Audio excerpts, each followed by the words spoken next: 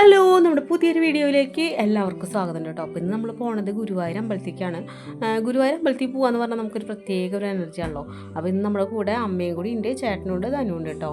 അപ്പോൾ നമുക്ക് പോയിട്ട് അവിടുത്തെ കാഴ്ചകളൊക്കെ കണ്ടിട്ട് വരാം. അങ്ങനെ നമ്മളിത് അമ്പലത്തിൽ എത്തിയിട്ടുണ്ട്. അപ്പം നമ്മൾ അവിടെ എത്തിയപ്പോൾ കുറച്ച് മുല്ലപ്പൂ ഒക്കെ വാങ്ങിച്ചു. ഒരു പയ്യൻ പറഞ്ഞു, ചേച്ചി മുല്ലപ്പൂ വാങ്ങിക്കുക എന്നൊക്കെ പറഞ്ഞിട്ട് വന്നിട്ടുണ്ടായിരുന്നു. അപ്പോൾ നമ്മൾ മുല്ലപ്പൂ വാങ്ങിച്ചു. അമ്മയൊക്കെ തലേ ചൂടിൻ്റെ ഞാനൊക്കെ ചൂടാൻ വേണ്ടി ഇങ്ങനെ വെയിറ്റ് ചെയ്ത് നിൽക്കുകയാണ്. ചേട്ടനും തരുമോനും ഇങ്ങനെ സ്പീഡിൽ പോകണം, കാരണം നമുക്കങ്ങനെ നിന്നിട്ടൊന്നും ചൂടാനൊന്നും പറ്റുന്നില്ല കേട്ടോ. അങ്ങനെ നമ്മളിത് അമ്പലത്തിൻ്റെ ഒരു സൈഡിൽ എത്തിയിട്ടുണ്ട്. നമ്മൾ വണ്ടി വെച്ചത് KSRTCയിലൊക്കെ ഒരു സൈഡിൽ കൂടിയാണ്. അപ്പോൾ ആ സൈഡിൽ കൂടിയാണ് നമ്മളിങ്ങനെ അമ്പലത്തിലേക്ക് കയറിയിരിക്കുന്നത് കേട്ടോ. ഇവിടെ എത്തുമ്പോൾ പിന്നെ ആ ഒരു അനൗൺസ്മെൻറ്റും ഒക്കെ കേൾക്കുമ്പോൾ ഭയങ്കര മനസ്സിന് ഭയങ്കര സന്തോഷമാണല്ലോ.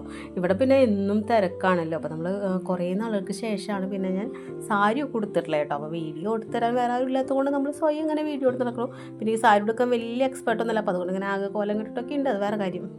എത്തിക്കഴിഞ്ഞാൽ പിന്നെ നമുക്ക് ചെരുപ്പ്, മൊബൈൽ ഫോൺ, അതുപോലെ തന്നെ ബാഗ്, അതൊക്കെ നമുക്ക് അവിടെ കൊടുക്കണം. ക്ലോക്ക് റൂം ഉണ്ട്. അപ്പോൾ അവിടെ നമ്മൾ നല്ല രീതിയിൽ തൊഴിലൊക്കെ കഴിഞ്ഞിട്ട് നമ്മൾ ഇനി ഫുഡ് കഴിക്കാനുള്ള പരിപാടിയാണ്. അപ്പോൾ ഗുരുവായൂർ അമ്പലത്തിൽ എന്നും തിരക്കാണല്ലോ, ഭയങ്കര തിരക്കായിരുന്നു ഇന്നും. അപ്പോൾ നമ്മൾ കുറേ നേരമൊക്കെ വെയിറ്റ് ചെയ്യേണ്ടതൊക്കെ വന്നു. അപ്പോൾ നമ്മൾ ഫുഡ് കഴിക്കാൻ പിന്നെ പോയി. അപ്പോൾ നമ്മൾ ഫുഡൊക്കെ കഴിച്ച് കഴിഞ്ഞിട്ട് നമ്മൾ പതുക്കെ അങ്ങോട്ട് പോയിട്ട് നമുക്ക് അധികം വീഡിയോസോ കാര്യങ്ങളൊന്നും അവിടെ എടുക്കാൻ പറ്റിയില്ല.